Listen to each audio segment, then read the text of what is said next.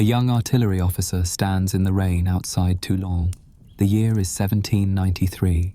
France bleeds from revolution, and this 24-year-old nobody is about to change everything. His name was Napoleon Bonaparte. Within 15 years, he would crown himself emperor. Within 20, he would control most of Europe. And within 30, he would die in exile on a volcanic rock in the middle of the Atlantic Ocean. But here's what the history books often miss. Napoleon wasn't just a conqueror. He was an outsider who rewrote the rules of society itself. The legal system you know today, he helped design it. The idea that talent matters more than birthright, he made it real. This Corsican outsider, mocked for his accent, dismissed for his heritage, became the most powerful man in the world, not through noble blood, not through inherited wealth, but through something far more dangerous: genius combined with ambition. The story begins on an island most Europeans couldn't find on a map. Corsica had only been French for a year when Napoleon was born. His parents had fought against French rule. Now their son would become France itself. This is the paradox of Napoleon, a man who built modern Europe while trying to recreate ancient Rome, a liberator who became a tyrant, a genius who couldn't stop conquering even when it guaranteed his destruction. Corsica in 1769 was a rough place. Mountains dominated the landscape, harsh, unforgiving peaks that isolated villages from each other. The Bonaparte family lived in Ajaccio, a port town that smelled of salt and rebellion. Napoleon's father, Carlo, had an interesting relationship with principles. One day he fought for Corsican independence. The next, after the rebels lost, he became a French bureaucrat. This flexibility would echo in his son's character. The family wasn't rich, but Carlo understood something crucial. Education was the only ladder out of provincial obscurity. So when France offered scholarships for minor nobility to send their sons to military schools, Carlo pounced. 9-year-old Napoleon left Corsica in December 1778. He wouldn't return for 8 years. First stop, autumn in Burgundy, where he had to learn proper French. His Corsican accent made him sound like he was chewing rocks while speaking. The French boys at school had a nickname for him: La paille au nez, straw nose, mocking how he pronounced his own name. They laughed at his worn clothes, his strange habits, his fierce pride in an island they considered barbaric. But something interesting happened in those cold dormitories. While other boys played, Napoleon read Plutarch's Lives of Ancient Heroes, Caesar's commentaries on war, mathematical treatises that made his teachers nervous. He discovered he had a gift, not just for mathematics, though he excelled there, but for seeing patterns. In history, he saw recurring cycles of rise and fall. In geography, he saw strategic opportunities. In human nature, he saw predictable weaknesses. At the Royal Military School in Brienne, his isolation deepened. 200 boys, all French, all mocking the strange Corsican who spoke of his homeland like it was Rome itself. Napoleon responded by building walls, not of stone, but of knowledge. His room became a fortress of books. While classmates learned the minimum required for exams, Napoleon devoured entire libraries. Ancient history, modern philosophy, artillery mathematics, anything that might give him an edge. One teacher wrote to his mother, "Your son works with a fury I've never seen, as if he's racing against time itself." The teacher was more right than he knew. Napoleon seemed to sense that history was about to crack open, and he intended to be ready. In 1784, he earned admission to the École Militaire in Paris. This was the West Point of France, where future generals learned their craft. Most students took 3 years to graduate. Napoleon finished in 1. His examination scores in artillery theory stunned the faculty. Here was a 16-year-old who understood ballistics better than veterans with decades of experience. But more unnervingly, he understood something else. Artillery wasn't just about hitting targets. It was about psychology. A well-placed cannon could shatter not just walls, but morale. The thunder of guns could make brave men into cowards before the first shot landed. This understanding, that war was as much mental as physical, would become his signature. But first, he had to survive the boredom of garrison duty.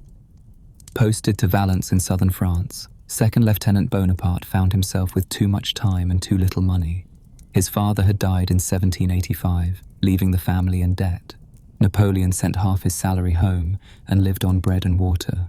But those empty hours in Valence became his university. He read everything: Rousseau's social theories, Voltaire's attacks on tradition, military histories from Alexander to Frederick the Great.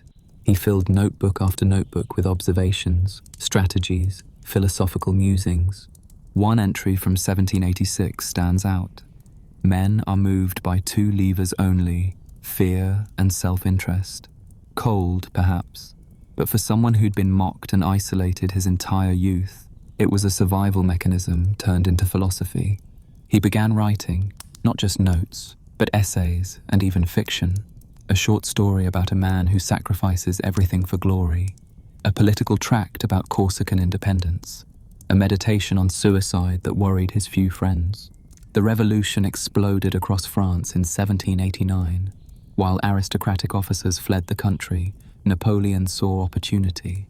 The old order, where birth determined everything, was crumbling. A new world was being born, where merit might actually matter. He threw himself into revolutionary politics with characteristic intensity, joined the Jacobin Club in Valence, wrote pamphlets supporting the revolution, but always with one eye on the main chance. How could this chaos elevate him? The answer came from an unexpected source. His homeland, Corsica, was in turmoil, torn between French revolutionary forces and independence movements. Napoleon returned in 1792, hoping to become a power broker. It was a disaster. The Corsican leader, Paoli, whom Napoleon had idolized, saw him as too French. The French saw him as too Corsican. His family was forced to flee to France as refugees. This failure taught Napoleon a crucial lesson. Belonging nowhere meant he could become anything. If he couldn't be Corsican, he would become the ultimate Frenchman. If he had no natural constituency, he would create one through sheer force of will. By 1793, France was at war with half of Europe. The revolution had executed the king and terrified every monarchy on the continent. Armies pressed in from every border, and in the southern port of Toulon, French royalists had handed the city to the British fleet. The Republic needed to retake Toulon or lose the Mediterranean. The siege had dragged on for months. Traditional tactics had failed. Then a 24-year-old artillery captain showed up with a different idea. Toulon, in September 1793, looked impregnable. British ships controlled the harbour. Their guns could devastate any French force attempting to storm the city walls. The Revolutionary Army had already lost thousands trying conventional assaults. Napoleon arrived as a replacement artillery officer. The original commander had been wounded. He found chaos, guns without ammunition, soldiers without training, officers more interested in political speeches than military planning. Within hours, he had commandeered every resource available. Blacksmiths found themselves making cannonballs. Merchant wagons were seized to transport guns. He worked 20-hour days, sleeping next to his cannons. But his real innovation wasn't logistics. It was vision. While generals focused on the city walls, Napoleon studied the harbour. He identified a key fort, Little Gibraltar, the British called it, that commanded the anchorage. Take that fort, he argued, and the British fleet must withdraw. Without the fleet, the city falls. The commanding generals scoffed. This upstart captain wanted to ignore the main objective, focus on some minor fortification. But Napoleon had an ally, Paul Barras, a political representative with the army. Barras saw something in this intense young officer. Maybe it was the absolute certainty in his voice. Maybe it was the way soldiers started following him without orders. He gave Napoleon permission to try. The assault began in a thunderstorm. Rain turned the ground to mud. Visibility dropped to yards. Perfect conditions, Napoleon decided. The defenders couldn't see his guns moving into position. He placed his batteries with mathematical precision. Each gun had a specific target, a specific timing. When they opened fire together, it sounded like the world ending. Napoleon led the final assault personally.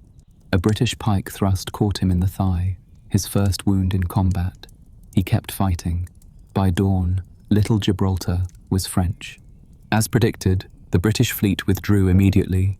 Without naval support, Toulon surrendered within days. The 24-year-old captain had done what seasoned generals couldn't.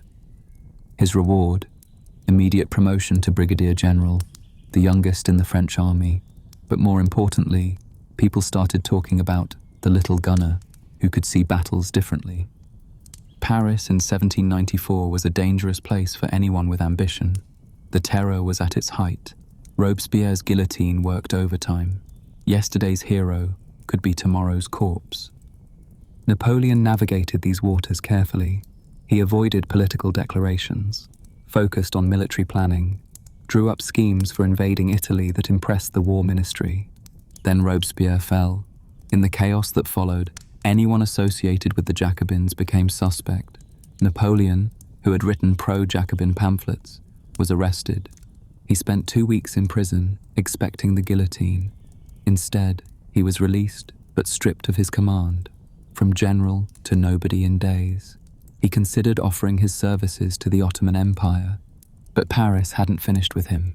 On October 5th, 1795, 13 Vendémiaire in the revolutionary calendar, royalist sections of Paris rose in revolt. They marched on the government, intending to restore the monarchy. Paul Barras, now in the government, remembered the young gunner from Toulon. He found Napoleon and offered him command of the government's defense. The alternative was likely death if the royalists won. Napoleon had 4 hours to prepare. He sent a young cavalry officer, Joachim Murat, to seize 40 cannons from the suburbs. Then he placed them at key intersections. When the royalist columns appeared, they expected musket fire. Instead, they got grape shot, cannons loaded with hundreds of small balls that turned the narrow streets into killing fields. It was over in minutes. The whiff of grape shot, as it became known, saved the Republic and made Napoleon indispensable. His reward this time, command of the army of Italy. It sounded impressive until you saw the reality. 30,000 demoralized soldiers without pay, shoes, or regular food, facing Austrian and Piedmontese forces twice their size. But Napoleon saw what others missed. Hungry soldiers fight harder if you promise them loot. Demoralized armies can be electrified by unexpected victory. And Italy, wealthy, divided Italy, was ripe for picking. Before leaving for the front, he married. Josephine de Beauharnais was 6 years older, a widow with 2 children, and significantly above his social station. She had connections. He had potential. It should have been a practical arrangement. Instead, Napoleon fell desperately in love. His letters to her from Italy read like a teenager's diary. I awake full of you. Your image and yesterday's intoxicating evening have left no rest to my senses. She rarely wrote back.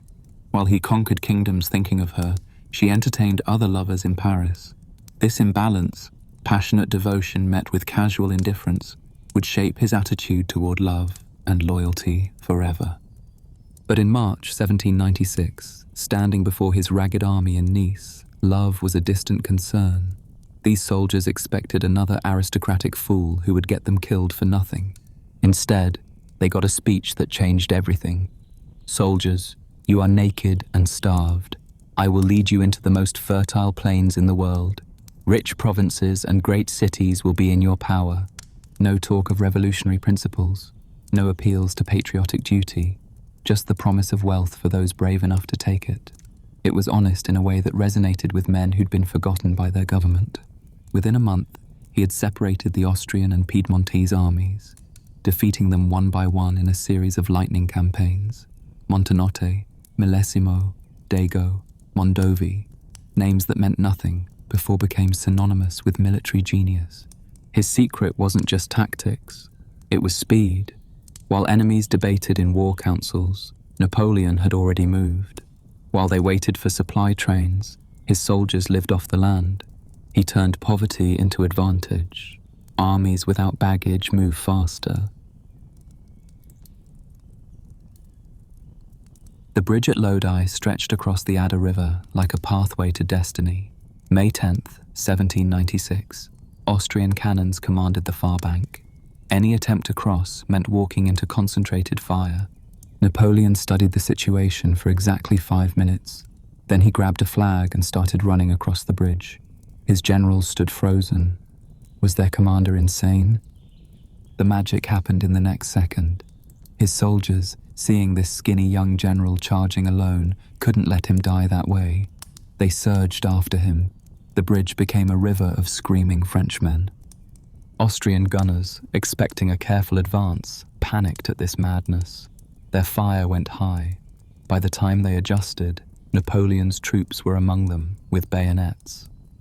That night, around campfires, something changed. The soldiers stopped calling him the general. He became le petit caporal, the little corporal, not because of his rank, but because he fought beside them like one of them. Napoleon later said Lodi was when he first believed in his destiny.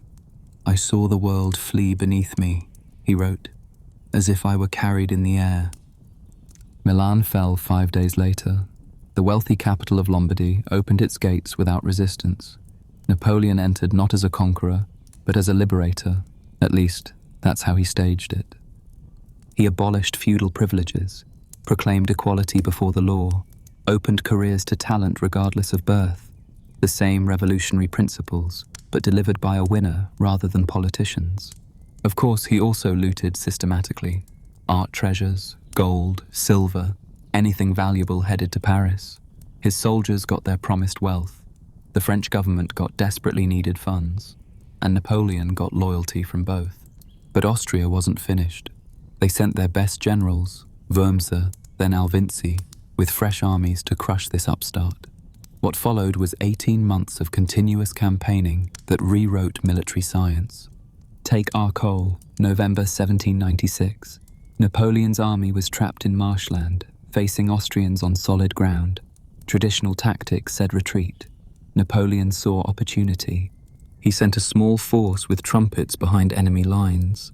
When they sounded the charge, Austrians thought they were surrounded. In the confusion, Napoleon's main force crossed the killing ground. Psychology defeating geography, or Rivoli. January 1797. Austrian columns converged from 5 directions. Any normal general would concentrate his forces defensively. Napoleon divided his army and attacked each column separately, defeating them all in 3 days. Speed was his weapon. His soldiers marched 30 miles a day when enemies managed 15. He appeared where he shouldn't be, struck before enemies knew he'd moved. Austrian generals kept fighting yesterday's battle while Napoleon had already won tomorrow's. But his real genius lay deeper. He understood that armies aren't machines. They're organisms with morale, fear, hope. He knew every regiment's history, remembered individual soldiers' acts of bravery, promoted based on merit, not birth. After battles, he walked among the wounded. Not for show. He genuinely remembered faces, asked about their families, ensured they got care. These men would die for him because he noticed them living. He also mastered propaganda before the word existed. He founded newspapers to report his victories, commissioned paintings of himself leading charges, sent dispatches to Paris that turned battles into epic poems. The Battle of the Bridge at Arcole became legend through one image: Napoleon holding a flag, leading the charge across a bridge under fire. That he actually fell into a swamp during the real battle was conveniently forgotten. By early 1797, Austria sued for peace. The negotiations at Campo Formio showed another side of Napoleon. He didn't wait for instructions from Paris. He negotiated directly, trading territories like a sovereign. Venice, the 1,000-year-old republic, he handed to Austria. Belgium and the Rhine's left bank went to France. He created new republics in Italy that were French in all but name. The Directory in Paris was stunned, but couldn't argue with success. This 28-year-old general had conquered more territory in 18 months than Louis XIV managed in 50 years. He'd turned a rabble into the finest army in Europe. More dangerously, he'd learned he didn't need anyone's permission. Returning to Paris in December 1797, he found himself the most famous man in France. Crowds followed him everywhere. The government feared him. Everyone wanted to know, what would Napoleon do next? He chose science, or rather, He wrapped his next adventure in science. Egypt beckoned.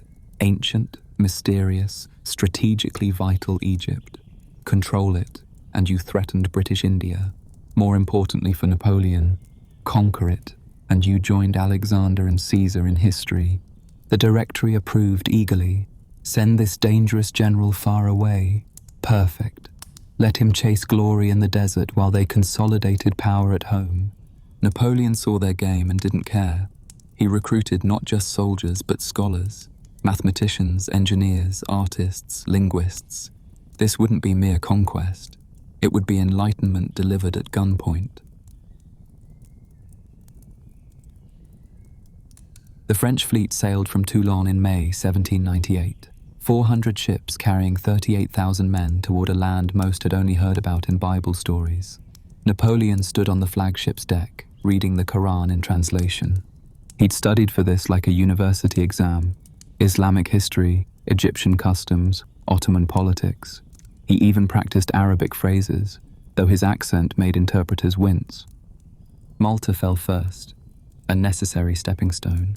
The Knights of St. John, who'd held the island for centuries, surrendered after token resistance. Napoleon looted their treasury and sailed on. Alexandria appeared through morning haze on July 1st, the ancient city of Alexander the Great, reduced to a sleepy port of 15,000 souls. Napoleon landed his army at night to avoid the British fleet he knew was hunting him. His first proclamation to the Egyptians was extraordinary. People of Egypt, you have been told I come to destroy your religion. This is a lie. I come to restore your rights and punish the usurpers. I respect God, His Prophet, and the Quran more than the Mamluks ever did. The Mamluks, the warrior caste that ruled Egypt for the Ottomans, laughed at this proclamation. These pale Europeans in their tight uniforms would melt in the desert. Their guns were no match for Mamluk cavalry, the finest horsemen in the world. The march to Cairo tested that confidence. July in Egypt is merciless. Sand infiltrated everything: guns, food, lungs. Water sources were days apart.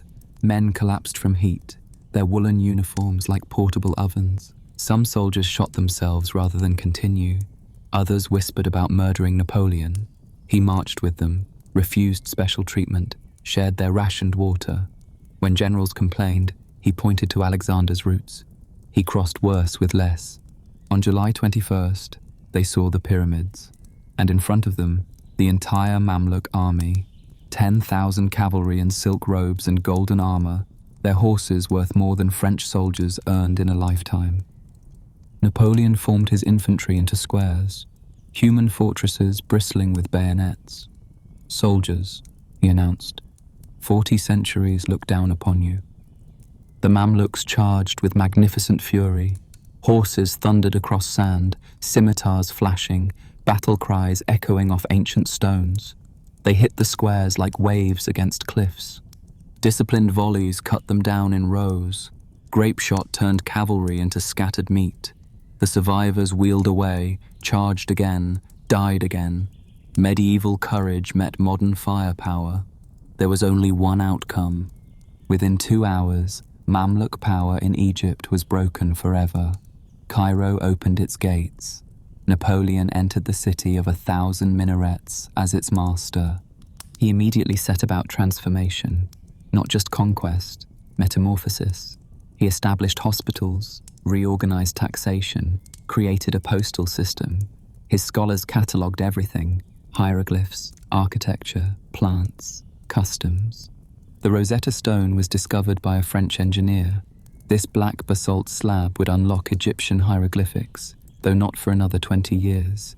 Napoleon understood its importance immediately, ordering multiple copies made. He attended mosque prayers, discussed theology with imams, celebrated Islamic festivals. Some generals thought he'd gone native, but Napoleon was performing, playing the role of enlightened Eastern ruler while remaining utterly French. Then disaster arrived by sea. Admiral Nelson found the French fleet anchored at Aboukir Bay. On August 1st, 1798, he attacked at sunset, an unusual time that caught the French unprepared. The Battle of the Nile was annihilation. Nelson's ships slipped between the French line and the shore, attacking from both sides. The French flagship exploded with such force it was heard in Alexandria, 20 miles away. Morning revealed the scale of catastrophe. Only 2 French ships escaped. Napoleon's army was now trapped in Egypt with no way home. The British controlled the Mediterranean completely. Napoleon received the news while in bed with fever. He said nothing for several minutes. Then, well, we must die here or emerge greater than the ancients. He chose emergence. If he couldn't leave Egypt, he'd expand from it. The Ottoman Empire had declared war after the invasion. Their army was gathering in Syria. Napoleon decided to strike first. The Syrian campaign of 1799 showed Napoleon at his best and worst. He crossed the Sinai Desert in February, 150 miles of nothing but sand and scorpions. His soldiers sucked moisture from their muskets' metal parts to survive. Jaffa fell in March. What happened next stained Napoleon's reputation forever. 3,000 Ottoman prisoners surrendered on promise of mercy. Napoleon, claiming he couldn't feed them or release them, ordered them executed. They were marched to the beach and shot in groups. When ammunition ran low, the remainder were bayoneted. The massacre took 3 days. Even hardened soldiers vomited at the sight. Napoleon justified it as military necessity. These same prisoners had broken parole before. Releasing them meant fighting them again. But the real reason was simpler: terror. Make resistance so costly that cities would surrender rather than fight. Acre refused to be terrorized. This ancient fortress city was defended by a Turkish governor and, unexpectedly, a British naval officer named Sidney Smith. Smith had once been Napoleon's prisoner. Now he organized Acre's defense with brilliant stubbornness. The siege lasted 2 months. Napoleon's soldiers dug trenches, planted mines, stormed breaches. Each assault was repelled. Plague appeared in the French camp, bubonic, merciless, terrifying. Napoleon visited the plague hospital personally. In one of his most theatrical moments, he touched infected soldiers to prove plague wasn't contagious through contact. He was lucky. It isn't, unless you have open wounds. The gesture electrified his army, but didn't take Acre. In May, he admitted defeat. The retreat to Egypt became a death march. Plague victims who couldn't walk were given fatal doses of opium, mercy, or murder, depending on perspective. Back in Cairo, Napoleon faced reality.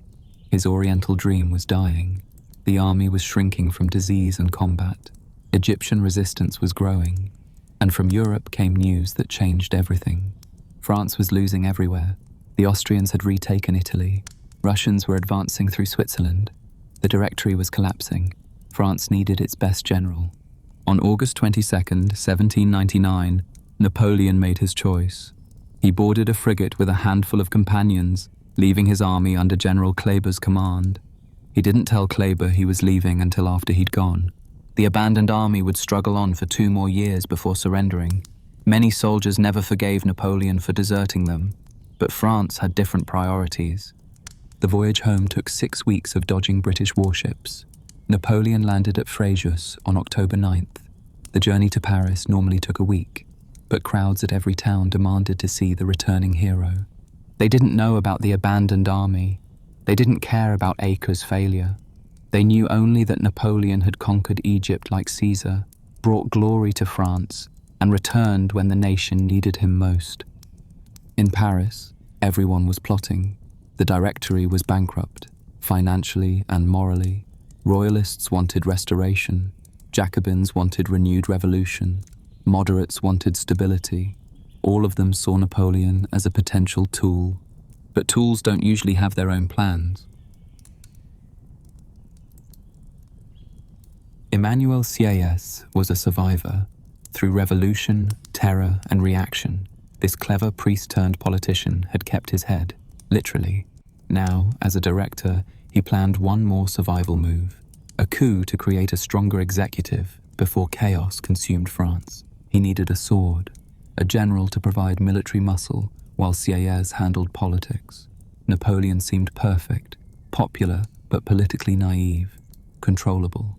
Their first meeting, October 1799, was a dance of mutual deception. Sieyès outlined his plan: overthrow the Directory, establish a new constitution with a strong executive. Napoleon nodded, agreed, played the eager soldier. Behind the performance, his mind was calculating. Sieyès had the political connections. Napoleon had the army's loyalty. Together they could succeed. Then, well, they'd see who was really in charge. The coup began on the 18th of Brumaire, November 9th, with elegant misdirection. The Council of Elders was told of a Jacobin conspiracy. For safety, they must move tomorrow's session to Saint-Cloud Palace, outside Paris. Oh, and General Bonaparte should command all local troops. For protection, of course.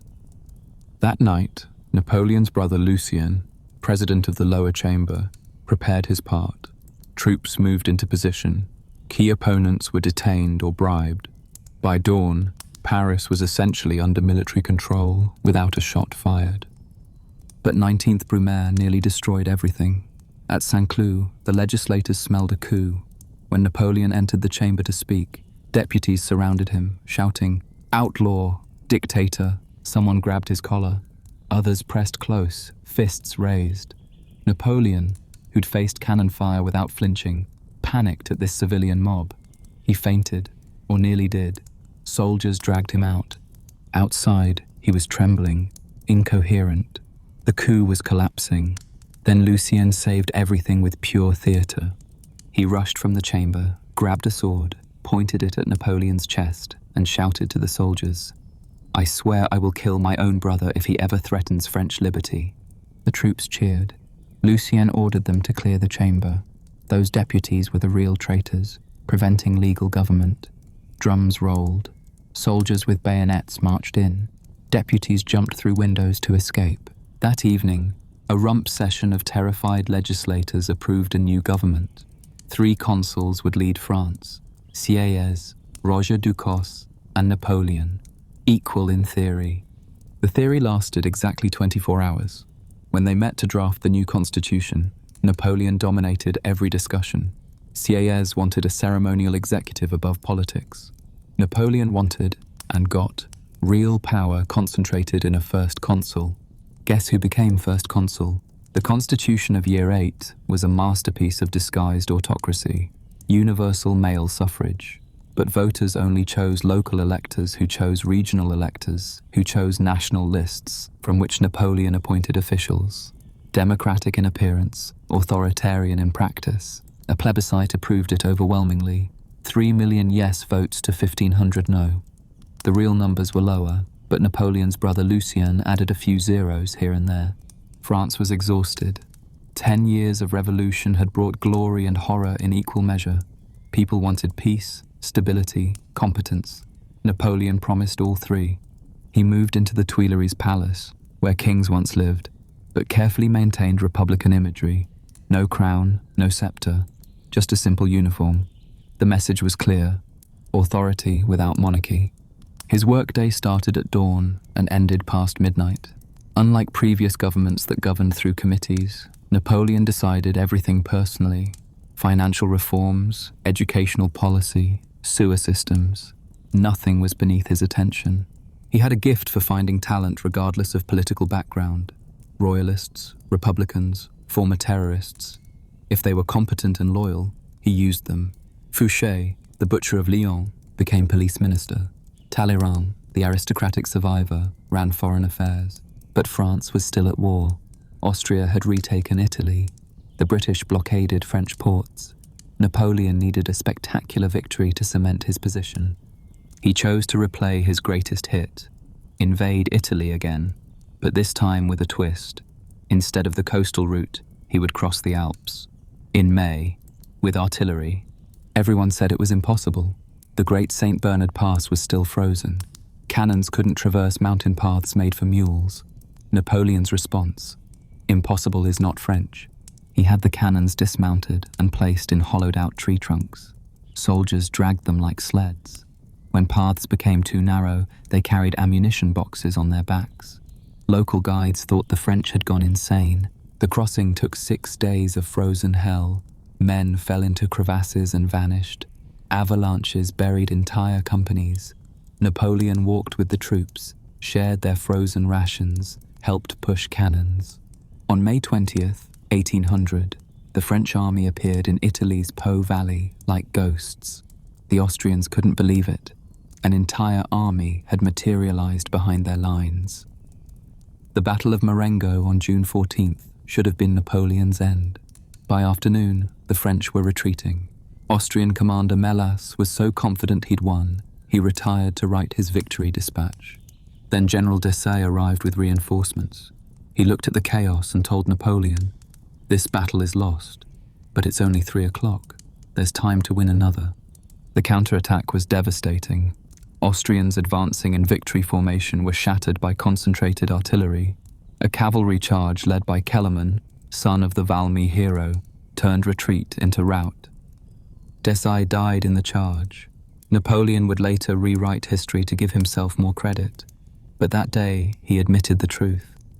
Desaix saved France. Marengo secured Napoleon's power absolutely. Austria sued for peace. France kept its revolutionary conquests. For the first time in a decade, continental Europe was at peace. Napoleon used this breathing space to transform France. The Concordat with the Pope restored Catholicism but kept church lands seized during the Revolution. Brilliant compromise. Believers got their faith back. Buyers of church property kept their purchases. The Bank of France stabilized currency. The Legion of Honor rewarded merit regardless of birth. The lycée system created elite schools based on talent, not wealth. Each reform built Napoleon's coalition: bankers, believers, bourgeoisie. But his greatest creation was the Civil Code, later called the Napoleonic Code. It standardized law across France. Property rights were sacred. All male citizens were equal before law. Women were less equal. Napoleon believed they belonged to their families, not themselves. The code spread across Europe with French armies. Today, variations govern half the world's population.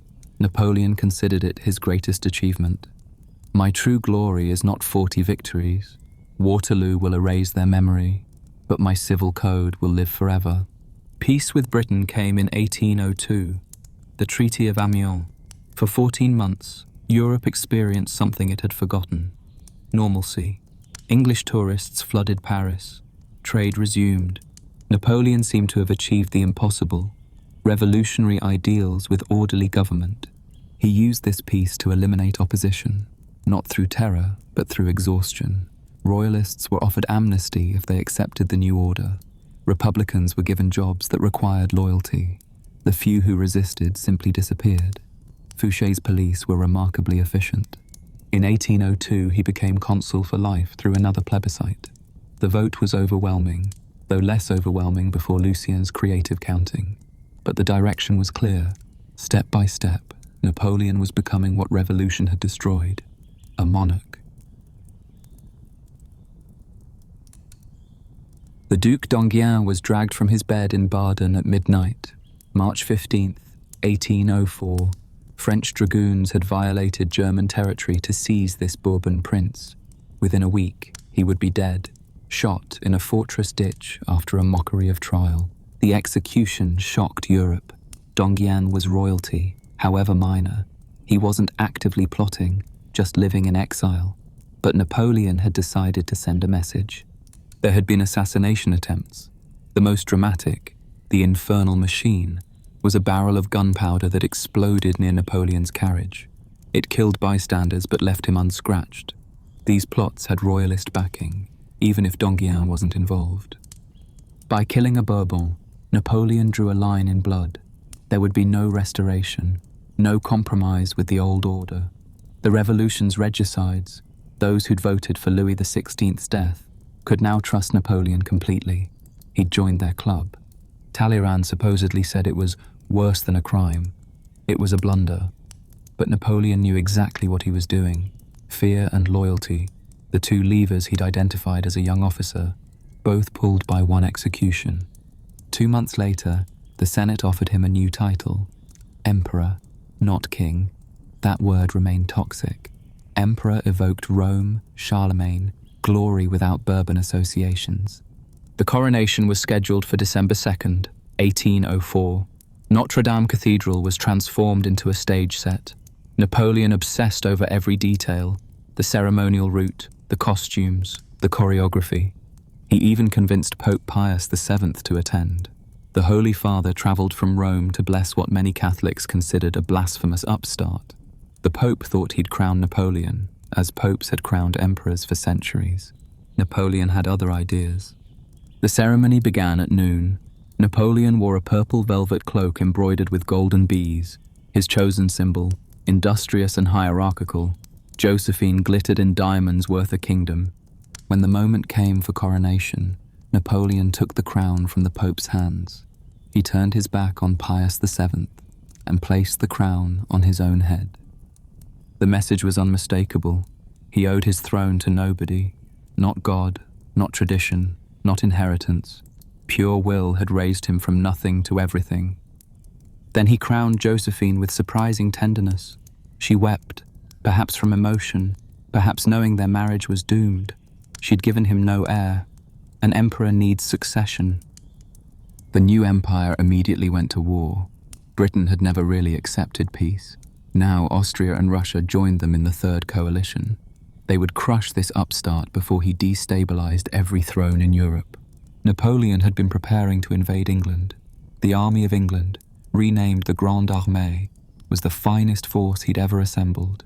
200,000 veterans, drilled to perfection at Boulogne. But the Royal Navy made crossing the Channel impossible. When Admiral Villeneuve's French fleet was destroyed at Trafalgar in October 1805, invasion became fantasy.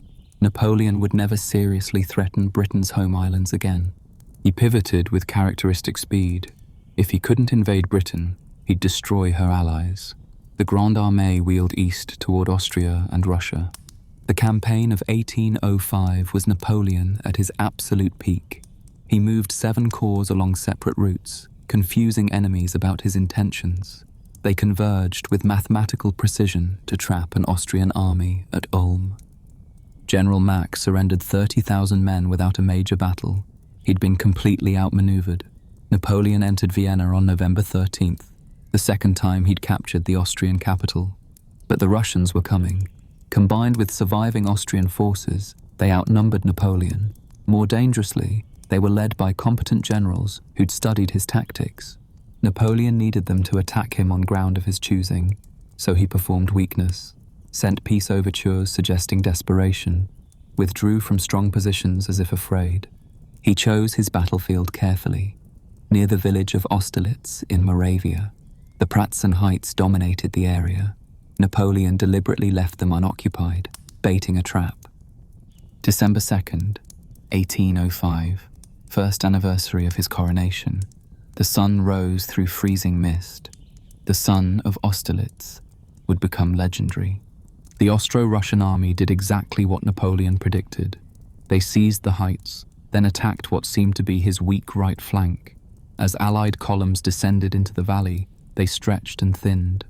Napoleon waited, let them commit, let them believe they were winning. Then, one sharp blow, and the war is over. Marshal Soult's corps erupted from concealment and stormed the now weakened heights. The Allied center shattered. Their army was cut in half. Panic spread like plague. Russian Imperial Guards made a last stand. These elite troops had never been defeated. Napoleon's guards destroyed them in 20 minutes. Many Russians fled across frozen ponds. French artillery shattered the ice. Hundreds drowned in freezing water. By sunset, the Third Coalition was finished. Austria surrendered territories containing 3 million subjects. Russia retreated home. Napoleon stood supreme in Europe. "Soldiers," he proclaimed, "you have justified my faith. In 2 months, you have achieved more than others in centuries. Generations will speak of your deeds." He was right. Austerlitz remains the perfect battle. Economy, deception, and violence combined into art. Military academies still teach it. Hitler would visit the battlefield in 1940, trying to channel its magic. Napoleon stood in Berlin's royal palace, dictating a decree that would reshape Europe. November 21st, 1806. He'd just crushed Prussia in 6 weeks. Now he would attempt something far more ambitious, strangle Britain without firing a shot.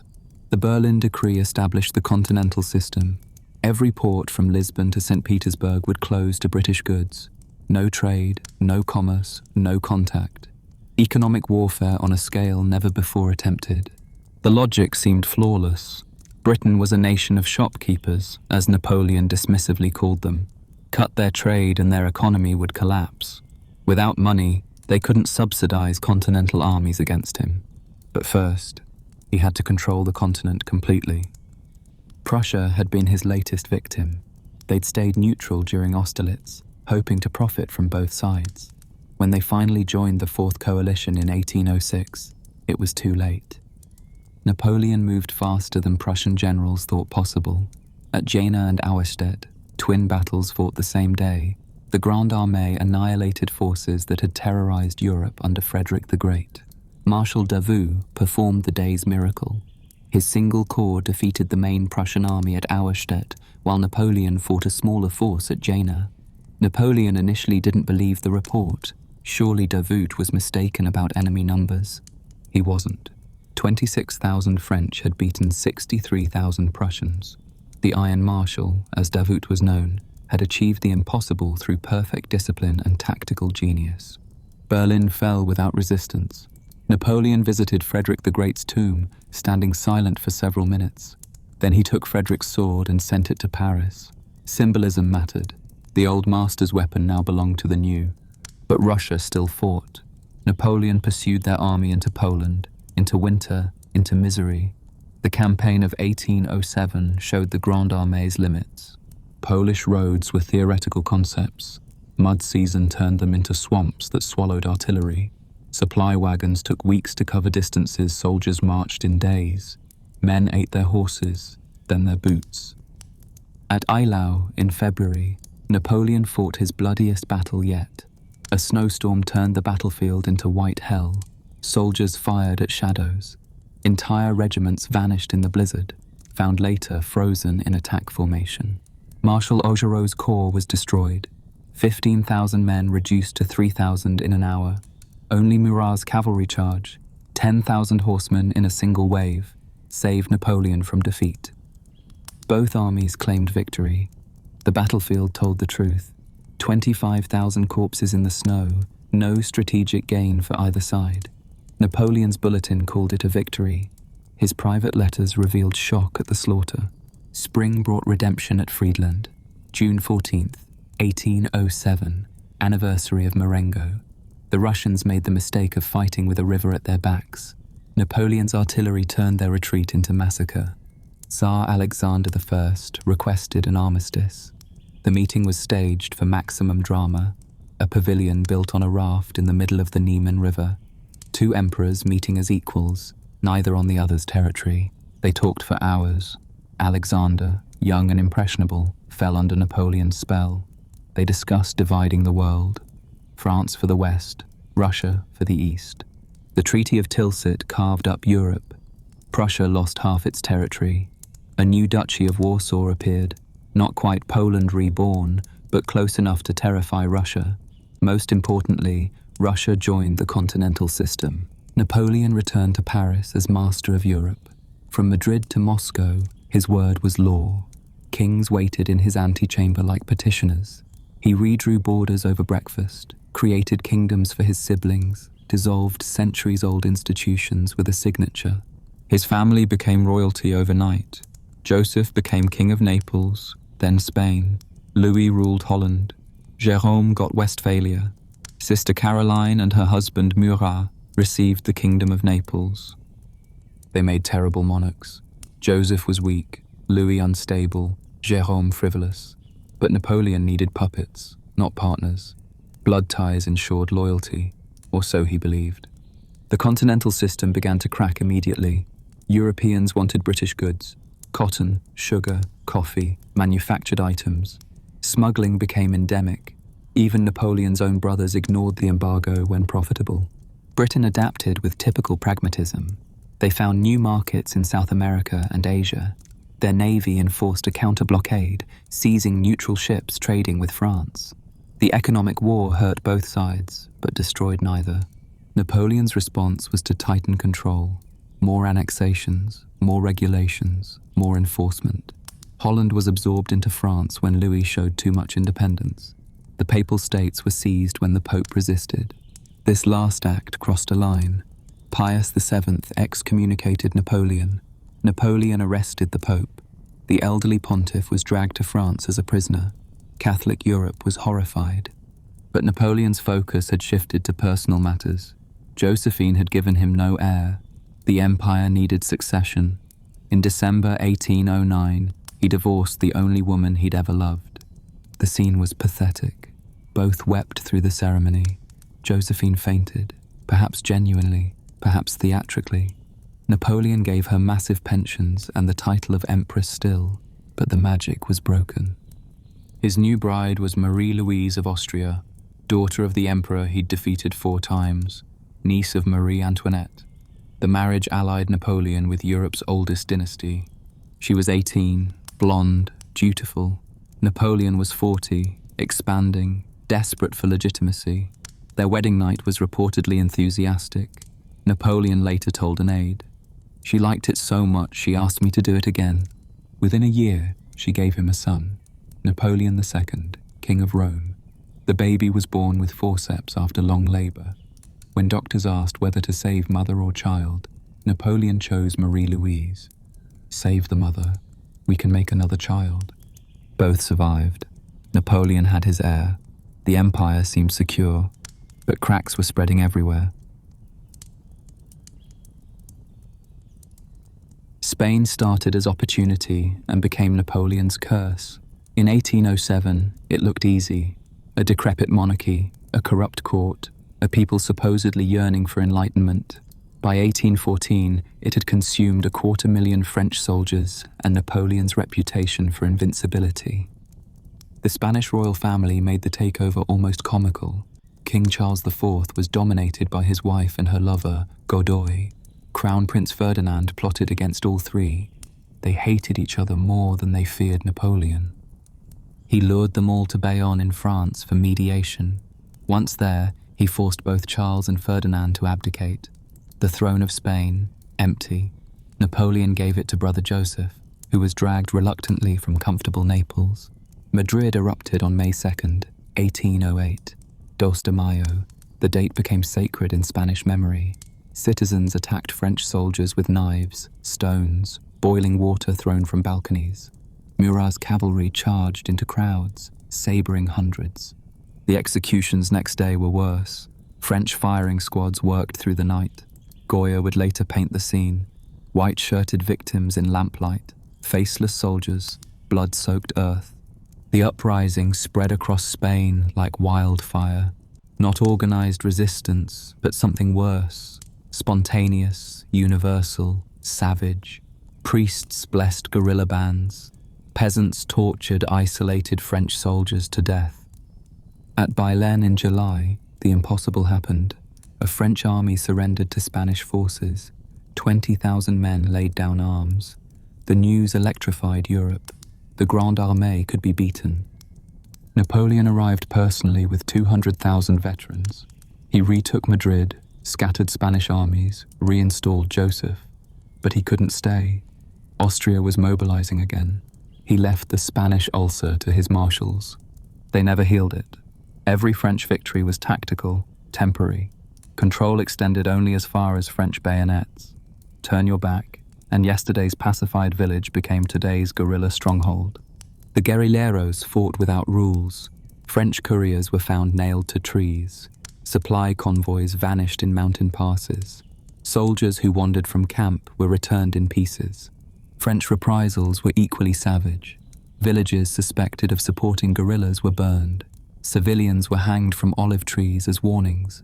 Both sides descended into brutality that shocked even that brutal age. Then Wellington arrived. Arthur Wellesley, future Duke of Wellington, landed in Portugal with a small British force. Unlike previous British expeditions that fled at first contact, Wellington stayed. He understood what Napoleon's marshals didn't. Spain was perfect defensive terrain. Mountains, bad roads, hostile population. Let the French exhaust themselves attacking. Strike when they're weak, retreat when they're strong. The lines of Torres Vedras showed his genius. secret fortifications across the Lisbon Peninsula, built by Portuguese labour. When Marshal Massena invaded Portugal in 1810, he found impregnable positions and scorched earth. Massena's army starved through winter, then retreated. They'd lost 30,000 men without fighting a major battle. Wellington had won by refusing to fight on French terms. Year after year, the peninsula devoured French resources. 300,000 soldiers tied down, millions in treasure spent. Some of Napoleon's best marshals, Soult, Massena, Marmont, humiliated by Wellington or exhausted by guerrillas. Joseph wrote desperate letters from Madrid. "I am king of nothing but the ground my soldiers stand on." Napoleon blamed everyone except himself. His marshals were incompetent. Joseph was weak. The Spanish were fanatics. He never understood the real problem. The Spanish weren't fighting against feudalism or for enlightenment. They were fighting for Spain. Their bad government was still theirs. Better Spanish chaos than French order. The Peninsular War created a new word. Guerrilla, little war. It showed Europe that Napoleon could be resisted, not through grand battles, but through endless, grinding, merciless resistance. Meanwhile, Napoleon faced crisis elsewhere. Austria attacked again in 1809, hoping to exploit his Spanish distraction. The campaign that followed showed Napoleon still brilliant, but no longer invincible. At Aspern-Essling in May, Archduke Charles defeated him.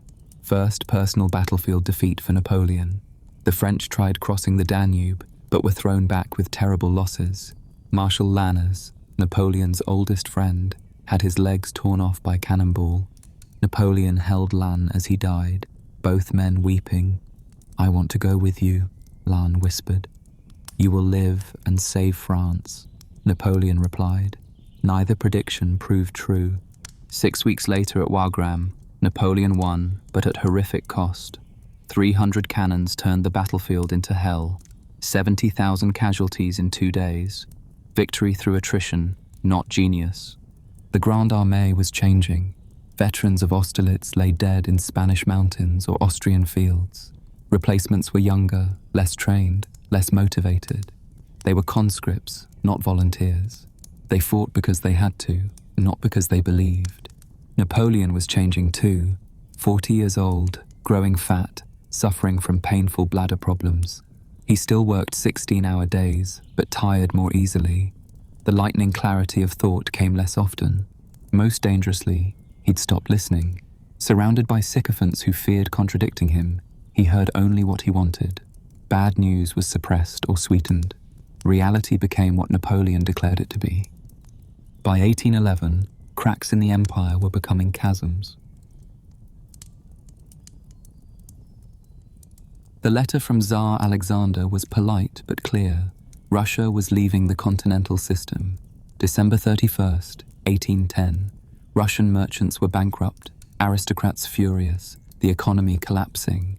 Alexander had to choose between Napoleon's friendship and his throne. Napoleon's response was typical. Prepare the largest army in history, not just to punish Russia, but to complete his grand design. Crush Russia, force them back into the continental system, then march through Moscow to India and destroy British power forever. The numbers were staggering. 600,000 men assembled in 1812. French, Italians, Poles, Germans, Dutch, even Spaniards and Portuguese. The Grande Armée had become a European army, willing or not. Napoleon spent months on preparation. Supply depots in Poland, hospital arrangements, maps of every Russian road. He even studied Russian weather patterns, but drew the wrong conclusions. "I have made all preparations," he told Metternich, "and in 2 months, Russia will be begging for peace." June 24th, 1812. The army crossed the Niemen River into Russia. Napoleon's horse stumbled, throwing him to the ground. A bad omen, some whispered. He laughed it off.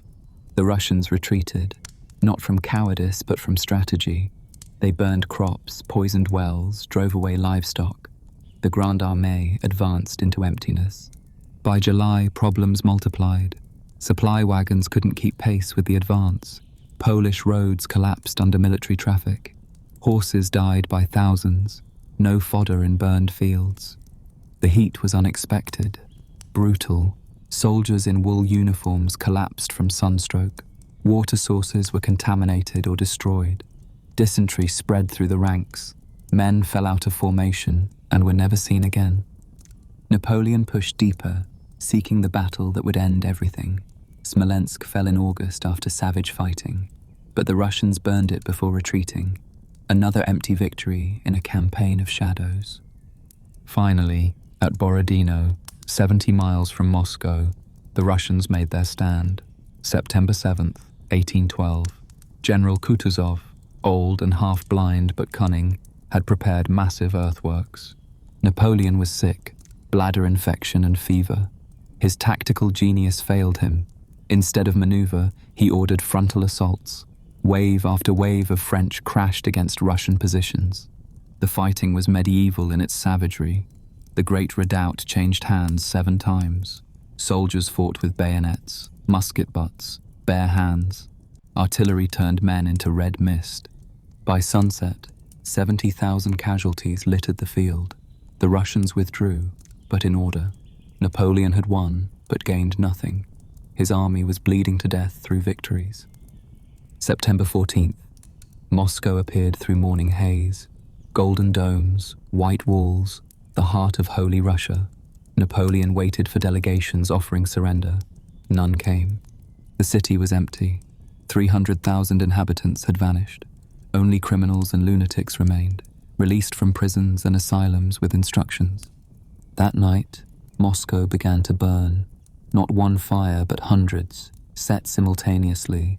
Fire pumps had been removed or destroyed. Wind spread flames through wooden buildings like disease. For 4 days, Moscow burned. Napoleon watched from the Kremlin, stunned. "These are Scythians," he exclaimed. The Russians had destroyed their own sacred city rather than let him have it. He waited 5 weeks for Alexander to negotiate. 5 crucial weeks as autumn arrived. His soldiers looted what remained of Moscow: furs, jewels, church gold. They found vodka too, with predictable results. October 19th, reality forced decision. No peace was coming. Supplies were exhausted. Winter was approaching. Napoleon ordered retreat. He tried returning by a southern route, through unravaged territory, but Kutuzov blocked him at Maloyaroslavets. After fierce fighting, Napoleon made the fatal decision: retreat along the same route he'd advanced, through lands already stripped bare. November brought the cold. Not normal winter, but Russian winter. -20, -30 degrees. Soldiers without winter clothing froze while marching. Men sat down to rest and never stood up. Horses died first. Without horses, cannons were abandoned. Without cannons, infantry couldn't fight. The Grande Armée ceased being an army and became a mob fleeing west. Cossacks harassed them constantly, not attacking directly, but picking off stragglers. Fall behind the column and you died, from Cossack lances, cold, or peasant revenge. The crossing of the Berezina River in late November was apocalyptic. The river hadn't frozen solid, unusual for the season. Engineers worked in ice water building bridges while Russian armies converged. Thousands of stragglers, camp followers, wounded crowded the banks. When Russian artillery found the range, panic erupted. People pushed into the river and drowned. Others were trampled on the bridges. Napoleon escaped across, but his army died at the Berezina. Of 600,000 who entered Russia, perhaps 30,000 combat-effective soldiers remained. On December 5th, at Smorgon, Napoleon made his decision. He would leave the army and race to Paris. Not cowardice, but calculation. News of the disaster would trigger revolts. Only his presence could hold the empire together. He traveled incognito in a sleigh, nearly freezing to death. 14 days from Poland to Paris. Behind him, the Grande Armée continued dying. Marshal Ney commanded the rear guard, the bravest of the brave, last Frenchman out of Russia. The 29th Bulletin, published in Paris, admitted disaster, but blamed the weather. It ended with an extraordinary line: "His Majesty's health has never been better," while his army lay frozen in Russian snow. Napoleon stood in the Tuileries, dictating orders. January 1813, he would raise another army. Boys of 17, old men of 50, anyone who could hold a musket. The empire still had resources. He still had genius. But something fundamental had changed. The myth of invincibility lay frozen in Russia. Europe smelled weakness like wolves scenting blood. Prussia moved first. Not the government. They remained terrified. But the people. Students formed volunteer corps. Poets wrote songs of liberation. The War of Liberation had begun. King Frederick William III finally found courage in March. Prussia declared war. Russia advanced westward. The Sixth Coalition was forming. Napoleon performed miracles that spring. With boy conscripts, Marie Louises they were called, he won battle after battle. Lutzen in May, Bautzen days later. The old magic flickered. But these weren't Austerlitz victories. No pursuits, no destroyed armies. He lacked cavalry, horses dead in Russia. Without cavalry, victories couldn't become annihilations. An armistice in June gave everyone time to prepare. Fatal mistake. Napoleon thought he was buying time to strengthen. Instead, he gave Austria time to decide. Metternich came to Dresden for the famous interview. June 26, 1813, 9 hours of argument. Austria offered mediation. Napoleon could keep France's natural frontiers. Napoleon exploded. "You want me to surrender half my empire?" He threw his hat across the room. "Your sovereigns born on thrones can be beaten 20 times in return. I cannot. I am a self-made man." Metternich picked up the hat, placed it on a table. "Sire, you are lost." Austria joined the coalition in August. Now Napoleon faced everyone. Russia, Prussia, Austria, Sweden, eventually every German state. 500,000 enemies converging on him. The Battle of Dresden in late August was his last great victory. Outnumbered 2-1, he shattered the Allied army. But his subordinates were failing everywhere else. MacDonald beaten at the Katzbach. Oudinot defeated at Grossbeeren. The Allies had learned. Avoid Napoleon personally. Attack his marshals. Retreat when he approaches. Strike when he's elsewhere. By October, they converged on Leipzig, the Battle of Nations. 3 days of the largest battle in European history until World War I. 600,000 soldiers, over 2,000 cannons. Napoleon was overwhelmed by sheer numbers. His Saxon allies switched sides mid-battle. The single bridge out of Leipzig was blown prematurely, trapping thousands. Marshal Poniatowski drowned trying to swim to safety. The retreat to France was another catastrophe. Typhus killed more than combat. German states that had been allies now attacked French columns. Bavaria, Württemberg, Baden, all Napoleon's creations, turned against their creator. By December, Allied armies crossed the Rhine. For the first time since 1792, France itself was invaded. Wellington pushed north from Spain. 3 Allied armies pressed from the east. The campaign of 1814 showed Napoleon's genius one final time. With 70,000 men against 400,000, he won victory after victory. Champaubert, Montmirail, Château-Thierry, Vauchamp. He moved like lightning between enemy armies, struck isolated forces, disappeared before retaliation. Veterans called it the campaign of the Emperor's youth. But it was hopeless. Each victory was smaller, temporary. Paris had no stomach for siege. His marshals were exhausted.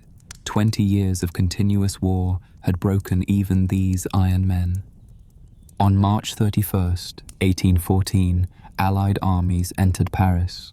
Napoleon was at Fontainebleau, planning counterattacks. Then his marshals came to his room. Ney spoke for all. "The army will not march on Paris." Napoleon raged, threatened, pleaded. They stood silent.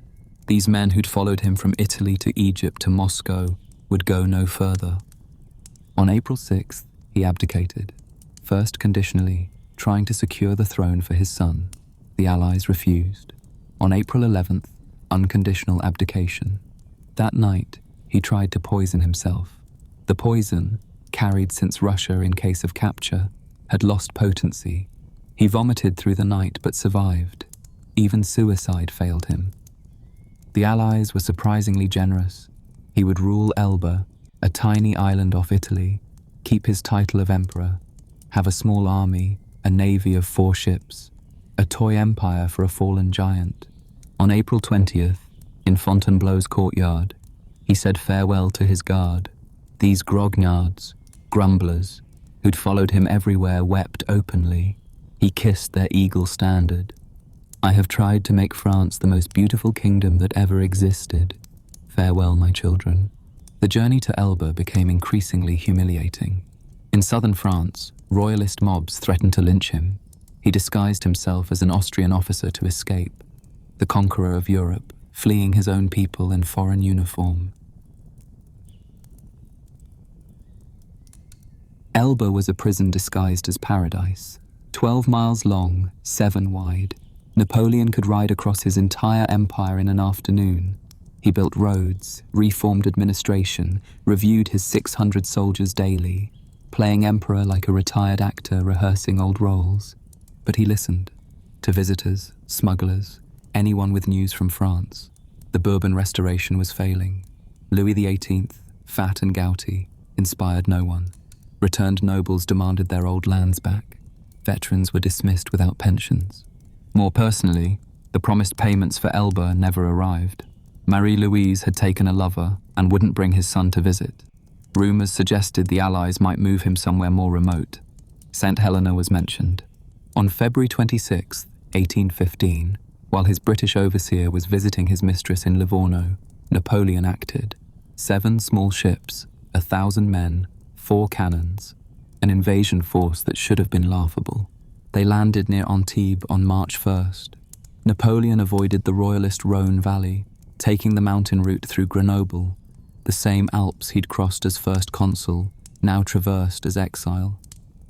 At Laffrey, the first crisis, the 5th Regiment blocked the road. Napoleon walked forward alone, opened his coat. "Soldiers of the 5th, do you recognize me?" A pause that seemed eternal. Then, "Vive l'Empereur!" The regiment joined him.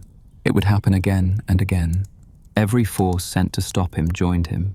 Marshal Ney promised Louis XVIII he'd bring Napoleon back in an iron cage. When they met, Ney embraced him. The magic still worked on those who'd felt it before. The journey became triumphant. Crowds gathered, growing larger each day. Peasants who'd lost sons in his wars cheered him. Why? Because he represented something the Bourbons never could. Possibility. March 20th. Napoleon entered Paris. Louis XVIII had fled that morning, so hastily he left his crown behind. Not a shot fired. The Bourbon Restoration had evaporated like morning mist. But Europe was horrified. The Allies, still meeting at Vienna, declared Napoleon an outlaw. Not France, just Napoleon personally. He was now literally outside the law, killable by anyone. He tried negotiation, promised to respect 1814's borders, claimed to want only peace. The Allies didn't even respond. 700,000 soldiers began marching toward France. Napoleon had perhaps 3 months before overwhelming force arrived. He worked with demonic energy, recalled veterans, recruited volunteers, manufactured weapons. Within weeks, he had 300,000 men under arms. But France had changed. The liberals wanted constitutional monarchy, not empire. Royalists plotted resistance. The exhausted middle class wanted peace above all. Napoleon made concessions, promised liberal reforms, abolished censorship, even held a plebiscite that showed lukewarm support. The magic was fading. His only chance was quick victory. Strike before the Allies concentrated. Defeat them separately. Make peace from strength. 2 Allied armies were closest. Wellington's Anglo-Dutch force and Blucher's Prussians, both in Belgium. Together they outnumbered Napoleon. Apart, he might beat each. June 15th, 1815. Napoleon crossed into Belgium. Complete strategic surprise. Wellington was at a ball in Brussels when news arrived. Officers danced in dress uniforms, then rode to battle. June 16th brought 2 battles. Napoleon attacked Blucher at Ligny. Ney was supposed to attack Wellington at Quatre Bras. The plan, defeat Prussians, then combine against Wellington. Ligny was a French victory. The 72-year-old Blücher was nearly killed, trapped under his dead horse, but the Prussians retreated in order, northward, staying close to Wellington. Ney failed at Quatre Bras. Confused orders, hesitation, the fog of war. Wellington held his ground. The armies weren't separated. June 17th, rain began. Torrential, continuous. Wellington retreated to a ridge near the village of Waterloo. Good defensive position. He promised Blücher he'd fight there if guaranteed Prussian support. That night, soldiers tried sleeping in mud. Napoleon was confident. Wellington is a bad general. This will be easier than eating breakfast. June 18th, 1815, Waterloo. Dawn at Waterloo revealed a landscape of mud. The rain had stopped but left the ground sodden. Cavalry would struggle. Artillery balls would sink rather than bounce. Napoleon decided to wait until the ground dried. Fatal delay. Every hour brought Blücher's Prussians closer, but Napoleon dismissed the threat. Blücher's army was beaten yesterday. They won't recover for days. Wellington had 67,000 men on the ridge. Many were inexperienced. Dutch, Belgian, German units of varying quality, but he positioned them carefully. His best troops, British infantry, held key points. Napoleon had 72,000, including his guard, veterans mostly, confident in their emperor. They'd beaten Prussians 2 days ago. These shopkeepers' soldiers would be easy. The battle began at 11:30 with massive bombardment. 80 French guns thundered at Wellington's line, but Wellington had positioned his men on the reverse slope. Most cannonballs flew overhead. The first French attack aimed at Hougoumont Farm on Wellington's right. What should have been a diversion became obsession. Jerome Bonaparte, Napoleon's youngest brother, threw regiment after regiment at the farm. British guards held it all day. At 1:30, the main assault began. D'Erlon's corps, 18,000 men, advanced toward Wellington's centre. Drums beating, eagles flying, the ground shaking under their march. They broke through. Dutch-Belgian units fled. For a moment, Wellington's line cracked. Then British cavalry charged, the Scots Greys screaming their battle cry. The charge was magnificent, too magnificent. They shattered D'Erlon's columns, captured eagles, then couldn't stop. They charged into French artillery and were cut to pieces by counter-attacking cavalry. By 3 o'clock, both sides had bloodied each other without decisive result. Then Napoleon saw dust clouds to the east. Grouchy returning with his detached corps. No, Prussians. Blücher had marched to the guns. Napoleon had to win quickly. He ordered Ney to take La Haye-Sainte-Farm in Wellington's centre. Then, inexplicably, Ney misread a movement, thought Wellington was retreating, ordered massive cavalry charges. 5,000 horsemen thundered up the slope, cuirassiers in steel breastplates, lancers with pennants flying, the finest cavalry in Europe. Wellington's infantry formed squares, hollow formations bristling with bayonets. For 2 hours, wave after wave of cavalry crashed against these squares. Horses wouldn't charge solid bayonets. Riders circled the squares, hacking at bayonets, shot from all sides. Magnificent courage achieving nothing. Wellington watched from inside a square. "Hard pounding, gentlemen," he said. "Let's see who pounds longest." By 6 o'clock, French cavalry was spent. Dead horses and riders carpeted the slope. La Haye-Sainte finally fell, but too late. Prussians were attacking Napoleon's right flank. The village of Planchenoit was burning. Prussians and French fought house to house. Napoleon had to send his young guard to hold them, forces he needed for the final attack. At 7:30, Napoleon played his last card, the Imperial Guard. These were the immortals, never defeated in battle. 3,000 of the middle and old guard advanced up the slope. Wellington had prepared. His guards lay hidden in corn. When the Imperial Guard was 40 paces away, Wellington shouted, "Now, Maitland! Now's your time." 1,500 British guards rose and fired. The French Imperial Guard staggered, tried to deploy. More volleys tore into them. Then the unthinkable. They broke. La garde recule. The guard retreats. The cry spread through French ranks. If the guard could break, the world was ending. Panic spread like fire. Units dissolved. Men ran. Wellington raised his hat, waved it forward. The entire Allied line advanced. Napoleon tried to rally his army, formed squares of the old guard to cover retreat. When offered surrender, Guard General Cambronne supposedly replied, "The guard dies but never surrenders." He actually said merde, shit. Napoleon was swept away in the rout. His coach was abandoned, later captured with his personal effects. He escaped on horseback, weeping. Behind him, Prussians pursued without mercy. No quarter for the French. Blücher wanted Napoleon dead or captured. The road to Paris was littered with abandoned equipment and corpses. Wellington and Blücher met at the inn called La Belle Alliance, appropriate name for the battle's end. Wellington had lost 15,000 men, the Prussians 7,000, French losses 25,000, and the Empire. Napoleon reached Paris on June 21st. The Chamber of Deputies demanded his abdication. He hesitated, considered resistance, but even his brother Lucien said it was over.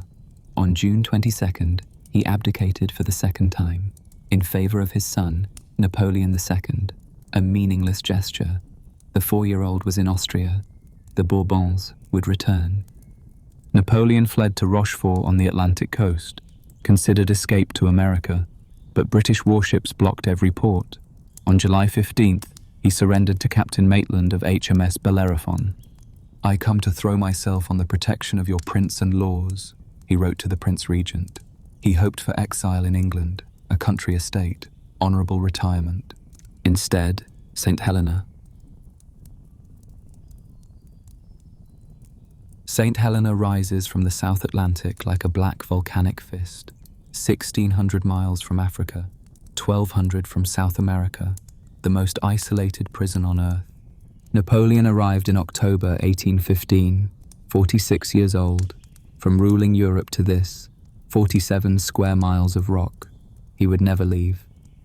Longwood House became his final palace, damp, rat-infested, slowly killing him. He created routine from nothing, morning rides within permitted boundaries, afternoons dictating memoirs, evenings playing cards with his diminishing entourage. He rewrote history in those memoirs. Every defeat became someone else's fault. Every victory grew more glorious. He was creating his legend, knowing myth matters more than truth. The British governor, Hudson Lowe, tormented him with petty restrictions, insisted on calling him General Bonaparte, never Emperor, censored his letters, reduced his household expenses. Napoleon sold his silver to buy food. Years passed like water torture. 1,816, 1,817, 1,818. Companions left when they could. His health deteriorated. Stomach pains, swollen legs, persistent cough. He gardened, the conqueror of Europe, growing vegetables, built pools for goldfish, taught local children arithmetic, anything to fill the endless days. By 1820, he knew he was dying. Stomach cancer probably, the same disease that killed his father, or perhaps arsenic poisoning from the wallpaper's green dye, or simply the slow murder of captivity. He dictated his will in April 1821. "I die prematurely, murdered by the English oligarchy." He left money to veterans, servants, even soldiers who'd tried to assassinate him, and instructions. "I wish my ashes to rest on the banks of the Seine." May 5th, 1821, late afternoon, storm winds battered Longwood House. Napoleon lay unconscious, breathing slowly. At 5:49, he died. His last words remained disputed. Some heard France, army, head of the army, Josephine. Others heard nothing coherent. Perhaps he was already back at Austerlitz, in the sunlight of perfect victory. They buried him in a nameless valley on St. Helena. The British insisted on the inscription Napoleon Bonaparte. The French demanded Emperor Napoleon. Compromise, no name at all. Just an unmarked grave for history's most famous man. But death began his resurrection. In France, the restored Bourbons proved as incompetent as before. Veterans told stories of the Eagle's glory days. Peasants remembered when a common man could become marshal. The legend grew. Songs, poems, paintings. The tyrant became the liberator. The The warmonger became the man who spread revolution's ideals. Distance transformed defeat into tragedy, ambition into destiny.